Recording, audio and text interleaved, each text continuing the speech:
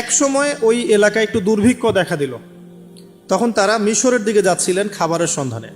যাওয়ার সময় সেখানে একটা রাজা ছিল, রাজাটা লম্পট টাইপের।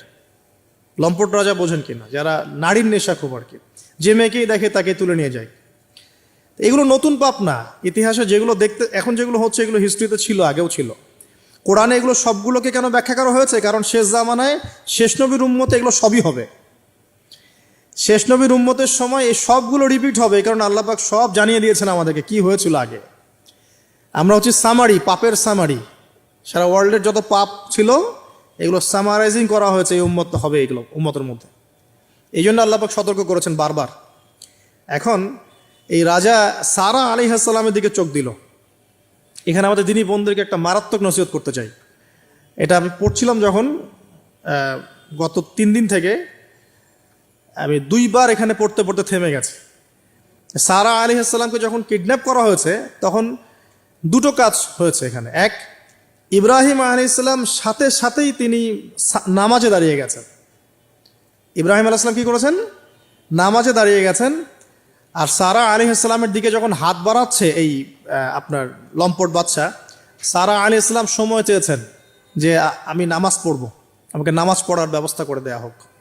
সারা আলাইহিস সালাম অজু করে এসেছেন, অজু করে নামাজে দাঁড়িয়েছেন।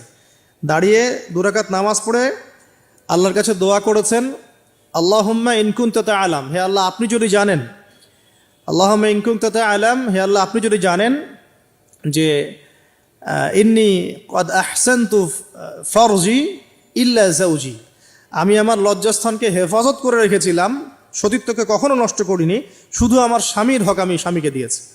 মানে আমি আমার স্বামী ছাড়া অন্য কারো কাছে আমার সতীত্ব নষ্ট করি নাই। যদি আপনি এটা জেনে থাকেন, আল্লাহ ফানসুরনি, আল্লাহ আপনি আমাকে সাহায্য করেন, ওয়ালা তুসমিত আলাইয়া হাযাল কাফির, আমার উপরে এই কাফেরকে আপনি বিজয়ী করেন না। এই দোয়াটা দিনী বোনরা মুখস্থ করে রাখতে পারেন।